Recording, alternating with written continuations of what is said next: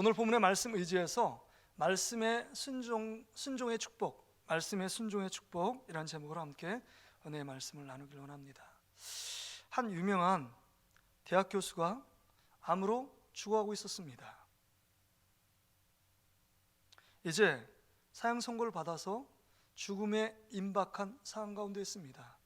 평소 알고 지내던 목사님을 병실에 초청을 했습니다.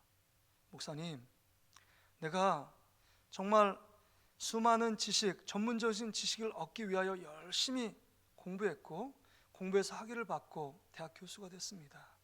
근데 이런 죽음의 문제 앞에서 내가 갖고 있는 지식, 내가 갖고 있는 전문적인 지식이 하나도 도움이 되지 않습니다. 암을 이길 수 있는 힘이 없고 죽음의 문턱을 넘을 수 있는 자신도 없습니다. 목사님, 제가 어떻게 하면 하나님의 살아계심을 제가 체험할 수 있습니까? 어떻게 하면 이 죽음의 질병에서 제가 살 수 있을까요? 이런 한탄에 섞인 말을 목사님에게 쏟아내었습니다.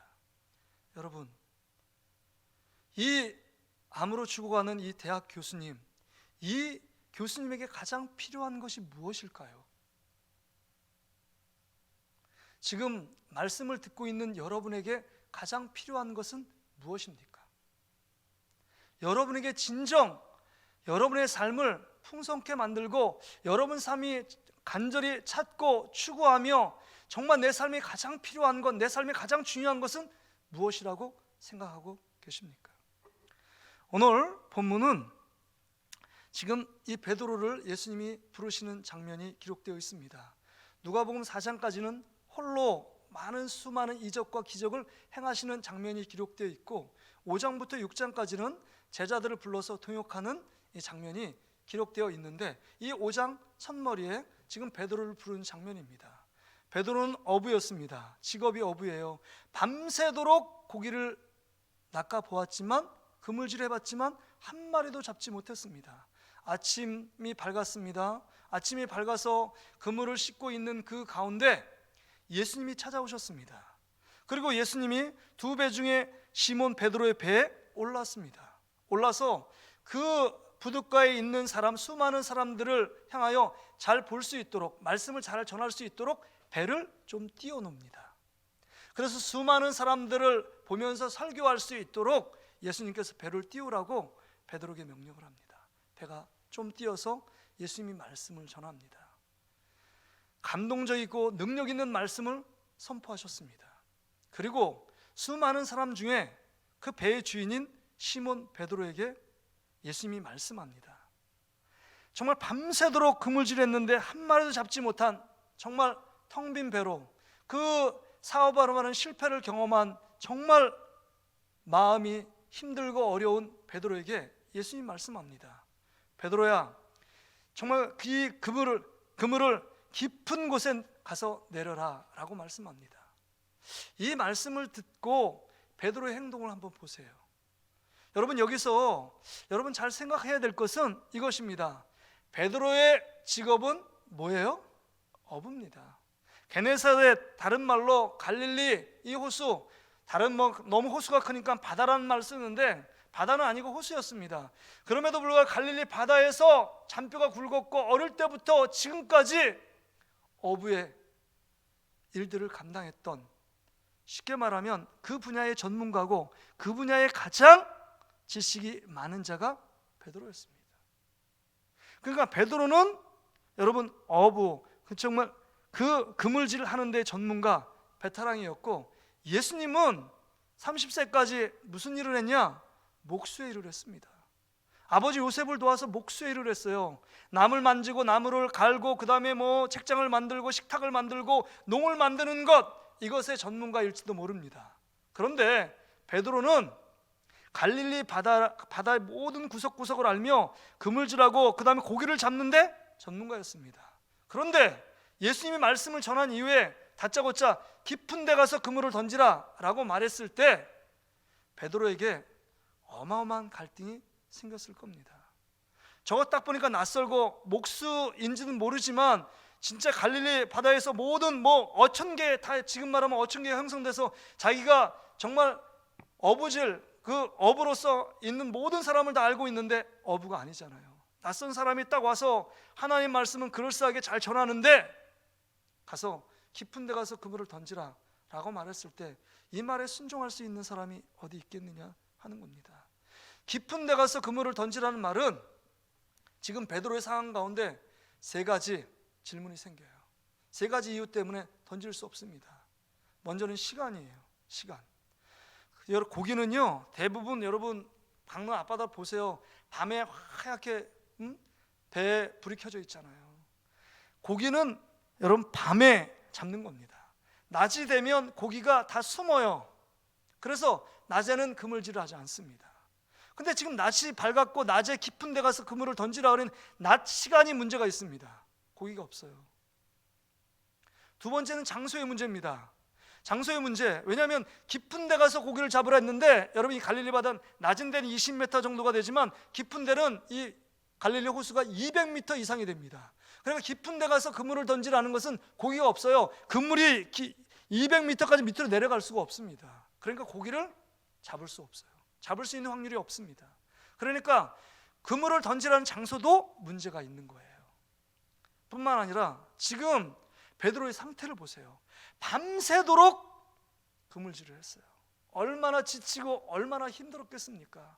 이제 그물 씻어가지고 내일 다시금 이 어부할 것을 준비하고 있는 이 베드로의 모습에서 예수님께서 다시금 배를 저어서 깊은 데 가서 고기를 잡으라. 이것은요 쉬운 결정이 아니에요. 진짜 힘듭니다.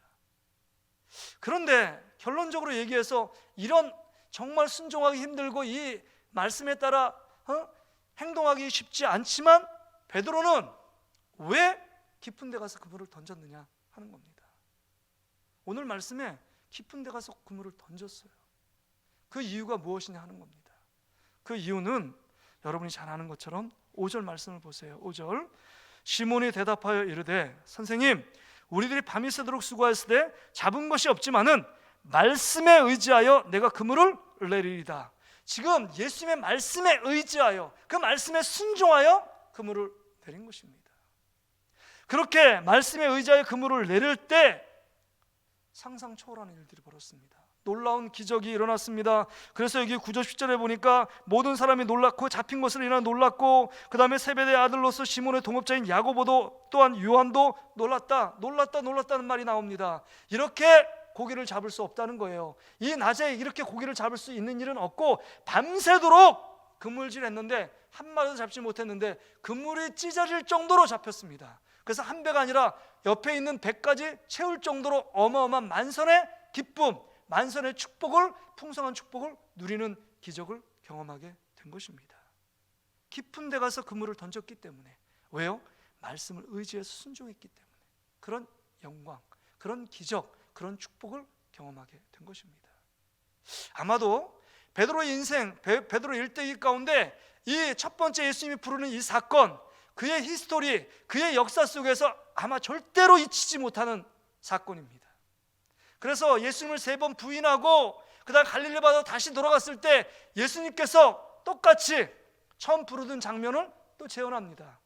이제는 깊은 데 가서 그물을 던지라는 게 아니라 예수님 부활의 예수님이 찾아와서 오른쪽에 그물을 던지라 라고 얘기를 해요.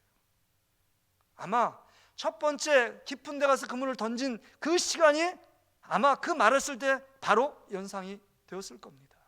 그래서 아마 통회하며 회개하며 그 예수님이 지금 또 나를 회복시키기 위해 부르시는구나, 그것을 깨달았는지도 모릅니다. 정말 오늘 이 베드로에게 주셨던 이 놀라운 축복, 말씀에 의지하여 그 인생 가운데 하나님의 놀라운 기적을 보도록 만들었던 이 사건은 베드로의 일생의 일대에 그 삶을 완전히 바꿔놓은, 송두리째 바꿔놓은 사건일 수 있습니다. 그렇다면 여러분, 오늘 우리가 좀 생각해 볼 것은, 여러분 이 말씀을 통해서 우리가 말씀을 의지하며 사는 삶, 다시 말해 하나님 말씀에 순종하는 삶을 살기 위해서는 오늘 본문에 보니까 베드로를 생각해 보세요. 자기의 생각, 자기의 지식, 자기의 경험을 포기해야 합니다. 내가 어부로서 베테랑이고 이 갈릴리 바다의 전문가라고 생각하며 그 아집, 그 생각, 그 지식, 그 경험을 놓지 않았다면 아마도 이런 놀라운 기적은 돌아오지 않았을 겁니다. 이런 기적은 경험하지 못했을 겁니다. 왜냐하면요, 내가 그 모든 거에 전문가야, 난 모든 걸 잘할 수 있어, 나밖에 이 갈릴리 바다를 아는 사람이, 나만큼 아는 사람이 누가 있어, 낯선 예수님이 한마디 한다고 그 말에 순종해? 내가 바보야? 어디야? 정말 그랬다면 하나님의 기적은 없어요. 근데 하나님 말씀을 의지하고 말씀에 순종하는 자는 내 생각, 내 지식, 내 경험을 포기해야 합니다. 그것을 부인하지 않으면 하나님의 기적, 하나님이 채우시는 축복, 상상 초월의 하나님이 부으시는 하나님의 놀라운 영광과 기쁨을 경험할 수 없다는 겁니다. 그러게 여러분, 말씀을 의지하지 않는 이유가 뭐냐? 여전히 내가 지금 행동하는 생각, 내가 갖고 있는 지식, 내가 갖고 있는 경험, 그 한계를 뛰어넘지 못하기 때문입니다. 내가 지금까지 이렇게 살아왔는데 무슨 말씀이, 아무리 말씀이 좋은 말씀이고 말씀이 뭐 능력 있다고 해도 나의 삶을 어떻게 초월할 수 있냐? 그러니까 하나님 말씀 보지 않고 하나님 말씀을 듣지 않고 내 생각대로 하는 겁니다. 내가 갖고 있는 경험대로, 지식대로 판단하고 결정하는 겁니다. 하나님 말씀은 없어요. 오늘 새벽에 정말 예수님을 그냥 예루살렘 성전에 놓고 이 요셉과 그의 육신의 아버지 요셉과 마리아가 떠나서 하룻길을 가고 3일 동안도 예수님을 정말 놓고 왔던 것처럼 우리 삶 가운데 그냥 지식적으로 예수 그리스도, 지식적으로 말씀, 이건 알지, 내 삶 가운데 여전히 내 생각, 내 경험이 앞서니까 하나님 말씀과 내 삶은 다른 겁니다. 괴리가 느껴져요. 그러니까 내 삶이 여전히 하나님 주시는 풍성한 삶을 누리지 못하고 여전히 세상에 믿지 않는 사람도 똑같이 생각하고 똑같이 행동합니다. 그러니까 일희일비예요. 삶이 바뀌지가 않아요. 근데 여러분, 한번 생각해 보세요. 이게 참 내 생각, 내 경험을 포기하는 거 쉬운 일이 아니잖아요. 제가 목사인데 의사한테 가서 지금 죽어가는 환자에게, 자, 내가 갖고 있는 이 약 처방하세요. 만약에 의사에게 그런 말을 한다면 의사가 듣겠습니까? 아마 콧방귀 느끼지 않을 거요. 지가 목사면 목사지, 지가 신학에 대해서 좀 알면 알지, 내가 의학적으로 아는 게 뭐가 있다고 저렇게 얘기하나? 그건 쉬운 얘기가 아니잖아요. 근데 예수님이 말씀하시는 예수님이 누군지를 안다면 그 말씀에 순종하는 거죠. 그 말씀이 내 생각도 포기하고 내 지금까지 갖고 있는 지식도 포기하고 내가 삶을 패턴으로 살던 어떤 경험도 포기하고 말씀을 붙잡을 때 우리 삶에 새로운 지경이 열린다는 겁니다. 새로운 지경. 그런데 우리는 늘 내 생각이라는 한계의 틀에서 우리를 꽁꽁 가둡니다. 마치 전에 말씀드렸던 것처럼 열왕기하 5장에 보면 나아만 장군 있잖아요.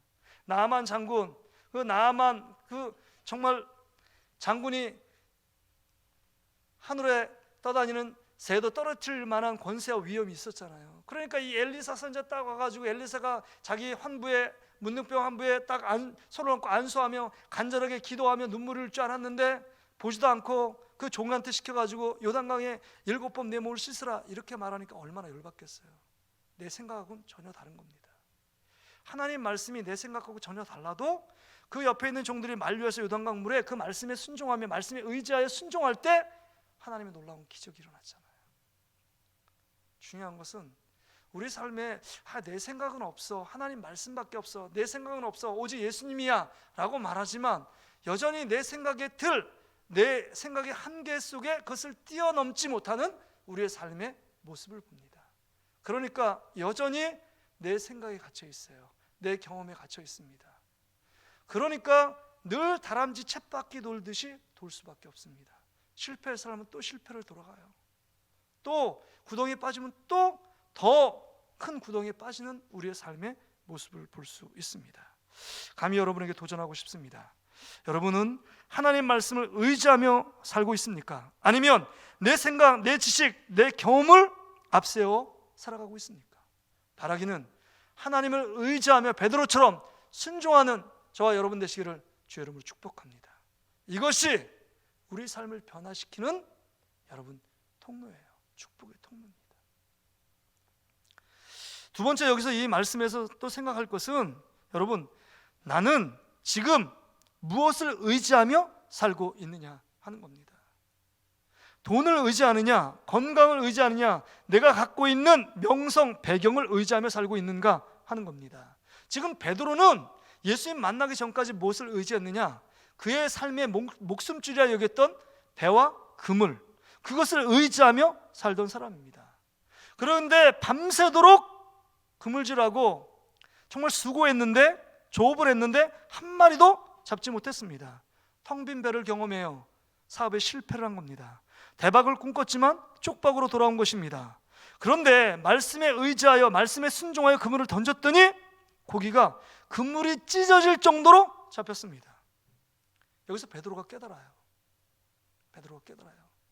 우리 인생 가운데, 내 인생 가운데 지금까지 배와 그물은 생명줄이고 목숨줄이고 내 삶을 대박으로 인도하는 푸른 꿈이라고 생각했는데, 그것 버리고 예수님 말씀 붙잡으면, 그것 버리고 예수님 붙잡으면 그 모든 것, 내가 갖고 싶은 모든 것, 내가 하고 싶은 누리는 모든 것을 주님의 말씀을 통해서 얻게 되는구나, 이것을 깨닫습니다. 그래서 베드로가 그 깨달은 이후에 이제는 배와 그물을 버려두고 예수님을 따르는 사도, 종이 됩니다. 지금 만선의 기쁨이 있어요. 2배에 채워져 가지고 어마어마 그물이 찢어질 정도로 만선의 기쁨이에요. 지금까지 한 번도 경험하지 못한 장면일 수 있어요. 완전히 대박이 난 겁니다. 사업이 이 정도로 대박이 날 줄 몰랐어요. 지금 뭐 주식이 지금 코스닥이 3,000선을 넘었다고 그랬잖아요. 근데 갑자기 떼부자가 됐는데, 떼부자가 된 돈에 집중하지 않습니다. 지금 잡은 고기에 집중하지 않아요. 그것을 다 버려두고, 그물과 잡은 고기, 배 버려두고 예수님을 따릅니다.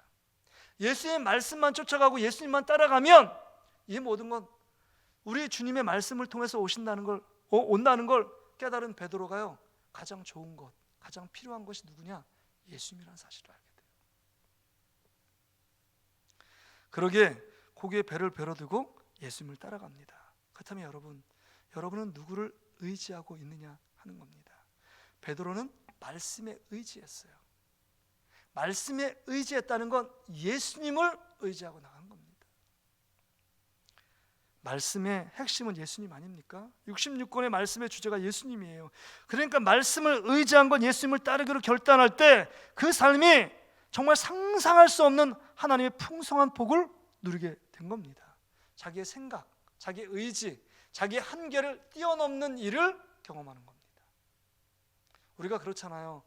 요 정도 내가 투자하면 요 정도 얻을 거라고 생각했는데, 한 2배 얻을 거라고 생각했는데 100만 배를 얻으면 이거는 자기의 노력이라고 생각지 않잖아요.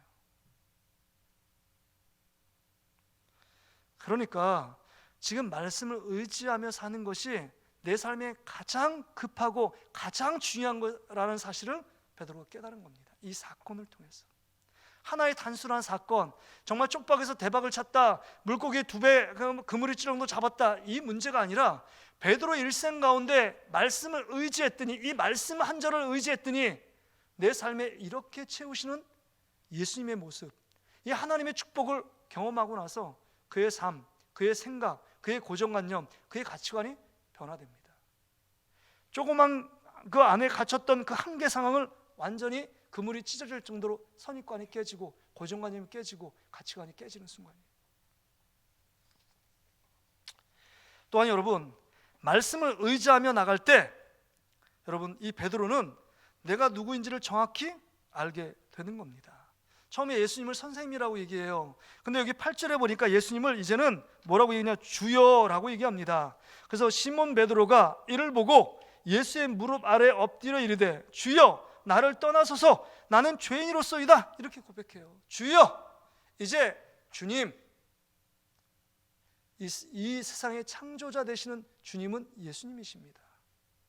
고기가 어디 있는지 만물을 창조하시고 지으신 분이 아니라면 이렇게 만선의 기쁨을 허락할 수 없습니다.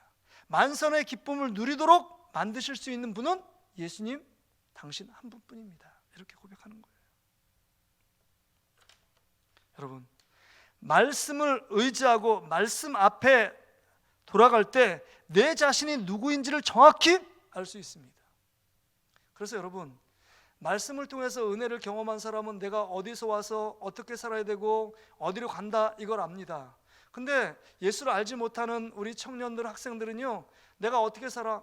살다가 힘들면 죽고 싶다, 이런 얘기를 해요. 진짜 죽고 싶은 건 아니지만. 왜 그럴까요? 내가 어떻게 살아야 되는지, 내가 누구인지 그걸 모릅니다. 나의 정체성, 아이덴티티를 몰라요. 내가 왜 이 땅에 왔는지, 하나님이 왜 나를 보냈는지, 내가 이 땅 가운데 왜 살아야 되는지, 내 하나님의 자녀로 왜 불렀는지, 왜 믿음 생활해야 되는지, 왜 교회에 나와서 하나님 앞에 헌신하고 봉사해야 되는지 알지 못하기 때문에, 내가 누구인지를 모르기 때문에 세상에서 방황하는 겁니다. 시간을 허비해요. 근데 말씀을 통해서, 말씀에 의지하며 나갈 때 이 놀라운 기적, 나타나는 현상을 보면서 베드로는 뭘 느꼈냐?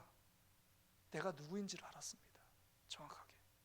나는 창조주 앞에, 하나님 앞에, 하나님을 오신 예수님 앞에 나는 죄인에 불과하다는 사실을 깨달은 겁니다. 이거만큼 놀라운 깨달음이 없어요. 이거만큼 놀라운 기적이 없어요. 만선의 기쁨보다 어떻게 하면 베드로가 예수님 앞에 나는 죄인입니다라고 고백한 것만큼 기적은 없어요. 그거에 비하면 만선의 기쁨보다는 그건 세 발의 피에 불과하고, 이 창조주 하나님으로 오신 예수 그리스도 앞에 나는 죄인입니다라고 고백하는 것, 이것만큼 기적이 없어요. 배에 금을 입고 정말 지금까지 떵떵거리며 남부럽지 않게 살아온 인생이라고 생각했는데, 예수님을 만나 말씀을 듣고 말씀에 순종하여 의지하여 그 그물을 내릴 때, 이런 기적을 볼 때, 하나님이신 예수님이 지금 와 계시는구나. 나는 죄인에 불과하고 예수님 앞에 구원받아야 되고, 예수님을 통해서 죄 사함을 받지 않으면 아무런 희망과 소망이 없다는 사실을 깨달은 겁니다. 주여 나를 떠나소서라는 말은, 예수님 나를 붙잡아 주시지 않으면 나는 살 수 없는 죄인에 불과합니다. 나의 허물, 나의 연약함, 나의 약점을 알게 된 것입니다. 말씀을 보면 볼수록 우리가 난 잘난 사람이야, 말씀 보면 볼수록 나는 완벽해, 말씀을 보면 볼수록 나는 베테랑이야, 이런 사람은 진짜 하나님 안에서 은혜가 없는 사람입니다. 말씀을 보면 볼수록 내가 너무 약하구나, 너무 부족하구나, 나는 구원받은 죄인에 불과하구나, 이 사실을 깨닫습니다. 그러기에 날마다 예수의 말씀을 의지하고 하나님을 붙들게 되는 것이 말씀을 읽는 자의 공통된 반응입니다. 말씀을 봄에도 불구하고 역시 나 이렇게 살았네, 역시 난 대단해, 이런 사람은요, 근본적으로 하나님의 자녀가 아닐지도 몰라요. 왜냐하면 하나님 말씀을 보면 볼수록 이 말씀 속에서 나의 자신을 거울로 비춰, 나의 연약함, 내가 왜 이렇게 쓰러지고 넘어졌구나, 하나님이 이렇게 말씀하셨는데 그 말씀에 순종하지 않은 나의 모습이구나 라는 것을 깨닫게 된다는 겁니다. 베드로가 이 기적의 말씀을 의지하여 나타난 결과를 통해서 나 자신이 누구인지를 깨닫고 창조주 앞에 엎드리는 이 삶의 결단, 이 결단은 정말 전 인생을 바꾸어 놓을 수 있을 정도의 놀라운 기적적인 사건입니다. 이 사건을 통해서 삶의 목적이 달라져요. 고기를 취하는 자에서 이제는 여기 보면 10절에 무서워하지 말라, 이제 후로는 네가 사람을 취하는 자, 사람을 취하는 어부가 됩니다. 사람을 낚는 어부로 만들고 주님의 사도로, 주님의 종으로 쓰임받는 놀라운 역사가 일어납니다. 여러분, 말씀을 의지하십니까? 말씀을 의지하고 오늘도 살아가려고 몸부림치고 있느냐 하는 겁니다. 말씀 지금까지 들으면서 우리의 문제가 뭘까요? 우리는 말씀을 의지하지 않습니다. 말씀에 순종하지 않습니다. 여전히 우리의 삶은 내 생각, 내 계획, 내 경험에 치우쳐 살아갑니다. 세상에 살아가는 패턴을 따라 살아갑니다. 코로나19 위기 속에 있지만 믿는 자는 달라야 하지만 다른 것이 거의 없습니다. 그들이 슬퍼하면 우리도 슬퍼하고, 그들이 기뻐하면 기뻐하는, 일희일비하는 삶이 우리의 모습입니다. 아까 서두에 얘기했던 죽어가는 유명한 교수님의 외침처럼 내가 어떻게 하면 살 수 있습니까? 하나님이 살아계십니까? 라고 물어볼 때 그를 살릴 수 있는 것은, 그에게 가장 필요한 것은 하나님의 말씀입니다. 주 예수를 믿으라, 그리하면 너와 내 집이 구원을 받으리라. 하나님의 말씀을 믿어질 때 죽음의 문제도 해결되어지고, 믿어질 때 죽음의 공포를 이기는 것입니다. 말씀이 믿어지는 사람은 죽음의 문제 앞에서 당당해요. 그렇다면 정말 그 인생 가운데 가장 중요한 게 뭘까 하는 겁니다. 그 위기에 처하고 생명줄이 왔다 갔다 하는 그 죽음에 임박한 정말 유명한 교수, 그분에게만 하나님 말씀이 필요할까요? 나는 건강해서 지금 죽지 않는데요 목사님, 나는 말씀 조금 이따 배울래요, 조금 더 많이 교회 생활 오래 한 다음에 배울래요, 이렇게 핑계 대시겠습니까? 아닙니다. 지금 우리에게 가장 필요한 것은 하나님의 말씀입니다. 우리에게 가장 중요한 것은 하나님의 말씀, 예수님의 말씀을 의지하며 살아가는 것입니다. 오늘이요, 즉시요, 지금 이 순간의 말씀을 듣는 여러분들에게 필요한 것은 나의 영혼과 나의 삶을 지배하고 다스려서 말씀이 나를 이끌어가고 말씀 속에 순종하는 삶을 살아가도록, 말씀이 나를 지배하도록 말씀 앞에 나를 던지는 것입니다.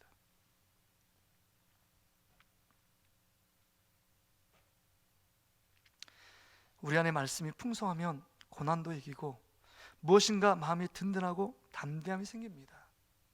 죽음의 문제 앞에서도, 삶의 여러 가지 풍전등화 어려움 앞에서도 말씀이, 그 말씀 한 절이 나를 딱 붙들면 내 삶이 담대함이 생겨요. 평안이 생깁니다. 제 경험이에요. 말씀이 딱 생기면, 말씀이 딱 내 안에 들어오면 뭐 여러 가지 불안, 처저, 염려들이 다 내 앞에 놓여 있음에도 불구하고 그것이 내 삶의 자리를 차지하지 않습니다. 그 말씀이 나를 이끌고 분명히 말씀이 성취되고 이루어질 거야, 그런 믿음이 있기 때문입니다. 그래서 말씀을 보아야 합니다. 말씀을 힘써 알아야 합니다. 그래서 시편은 150편으로 되어 있는데 그 중에 가장 핵심적인 거는 시편 1편도 있지만 시편 119편이에요. 119편 읽다가 낙오합니다. 왜냐하면 119편이 176절이나 있어요. 176절. 제가 설교하다 낙오할 뻔했습니다. 시편 강의하다가. 와, 진짜 176편의 주제는 말씀이에요. 1절부터 시작해서 176절까지 말씀에 대한 이야기밖에 안 합니다. 그럴 정도로 너희 인생의 처음부터 끝까지 말씀대로 살아라. 그러니까 신명기 6장에 쉐마 이스라엘아 들으라 라는 거예요. 부모들이 앉으나 서나 말씀대로 가르칠 때만이 이 아이들의 앞으로의 행복, 이 아이들의 성공, 이 아이들의 모든 길은 하나님의 말씀이 이 안에 채워지면 그 말씀이 이 자녀들을 인도한다, 이게. 그래서 그 유명한 시편 119편 말씀 중에서 주의 말씀이 내 발의 등이요 내 길의 빛이다, 이런 말씀 나오고, 우리 청년들의 행실을 무엇을 주의 말씀으로 상가할지어다, 이런 말씀이 나오잖아요. 말씀 외에는 이 시대를 이길 수 있는 힘이 없습니다. 여러분에게 질문할게요. 이 시대, 이 코로나 시대를 이길 수 있는 하나님의 말씀이 여러분 10년 가운데 채워져 있는가?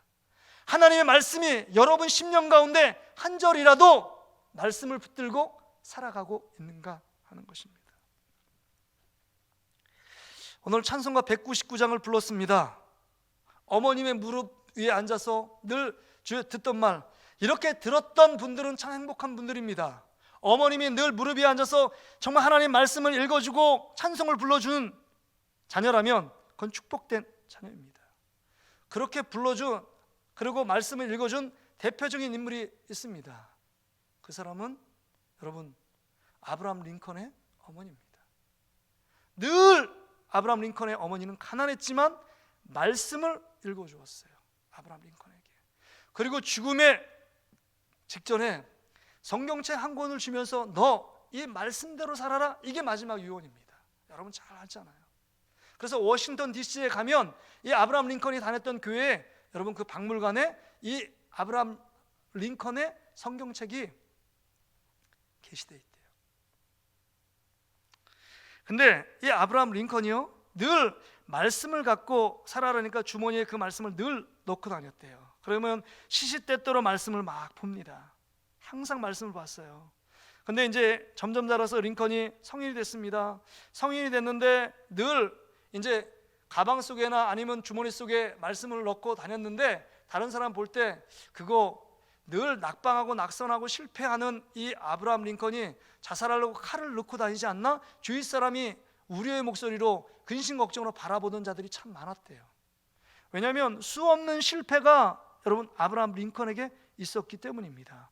대통령 선거에서 실패했은 자를 맞이했습니다. 사업에도 실패했습니다. 사랑하는 애인도 죽었습니다. 의회 의장직에서도 낙방했습니다. 국회 상원의원 선거에서도 낙선했습니다. 끝까지 인내하고 인내때 마지막 미국의 대통령으로 당선되잖아요. 그런데 이 아브라함 링컨이 어려움과 아픔 속에 정말 그 삶을 극복하고 그 삶을 붙잡았던 말씀이 있었습니다. 성경에 보면 시편 37편이에요. 시편 37편. 거기가 가장 손때가 많이 묻어 달아 있는 말씀이래요. 시편 37편 1절부터 4절 보면 핵심적인 내용이 이거예요. 행악자를 인하여 불평하여 하지 말며 불의를 행하는 자를 투개하지 말지어다. 그리고 나서 여호와를 의뢰하여 선을 행하라. 여호와를 의뢰하여 선을 행하라. 여호와를 기뻐하라. 저가 내 마음의 소원을 이루어 주시리라. 여호와를 기뻐하라.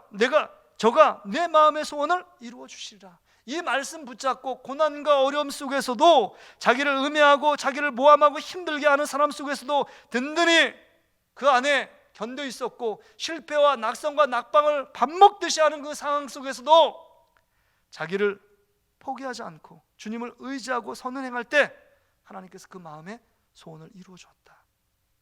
시편 37편 4절의 말씀을 붙든 겁니다. 아브라함 링컨에게 하나님 말씀은 소망이었고 능력이었고 그 마음의 기쁨이었습니다. 여러분, 말씀을 받기를 간절히 사모하십니까? 이게 너무 중요해요. 제가 군대를 갔는데 여러분 사모하잖아요. 사모하면 어느 환경 속에 어느 장소에 있어도 말씀을 읽는데 집중력이 생깁니다. 군대 갔는데 50분 훈련하고 10분 쉬는데 다른 사람 막 담배 피고 막 그럴 때 포켓용에 제 아내가 선물한 그 성경책에 조그만 거 시편하고 신약 성경이 있었거든요. 그래서 이게 비닐로 싸가지고, 왜냐면 비도 맞을 수 있기 때문에 그걸 싸갔는데 그때 10분 만에 늘 이 말씀을 보는데, 전 담배를 안 피니까 보는데 시편하고 신약인데 두 번 이독이 되더라고요.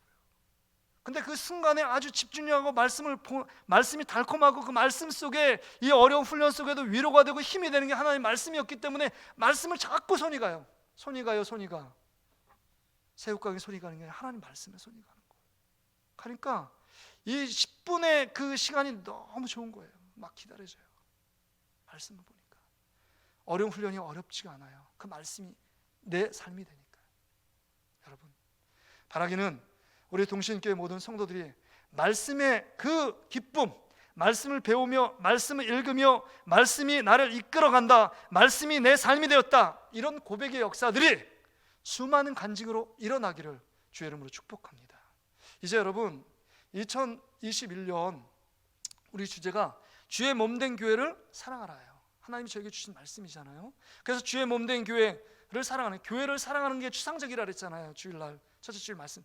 교회를 사랑하는 것은 예수님을 사랑하는 것입니다. 예수님을 사랑하는 건 말씀을 사랑하는 거예요. 그러기에 우리가 이제 수요 예배 이 시간부터 해서 다음 주부터 해서 말씀 전체적인 목록에 대한 말씀을 드리고, 창세기 1장부터 시작해서 성경의 연대순으로 쭉 우리 전문적인 강사들, 우리 훌륭한 우리 교육자들이 졸업하면서 다 같이 한 주간 그 주보에다가 만약 1장부터 7장까지 다 그 내용에 대해서 함께 짧게 설명하고 함께 읽어가는 것입니다. 그리고 한 3개월 동안 잘 유튜브에서 영상으로 보시고 그 다음에 반응하신 분들은 꼭 시상을 하려고 그래요. 어떤 것에 성취감도 좀 갖기를 원해요. 그래서 말씀을 들으면서 이 말씀 붙잡고, 그래서 한 달에 한 번은 꼭 말씀을 한 절에도 암송하자. 여러분, 그리스도인 중에 70% 이상이 성경 한 절도 암송을 못한대요. 70% 이상이. 놀라운 거 아닙니까? 70% 이상이 성경을 암송 못한대요. 그래서 여러분, 치매도 안 걸리고 그 말씀이 나를 이끌어가고, 그 다음에 가장 강력한 기도는 하나님의 말씀을 암송하며 그 암송한 말씀을 붙잡고, 그 약속의 말씀 붙잡고 기도할 때 더 강력합니다. 그래서 외우는 말씀 그래서 내비게이터 막 69절 129절 막 외우는 이유가 있잖아요.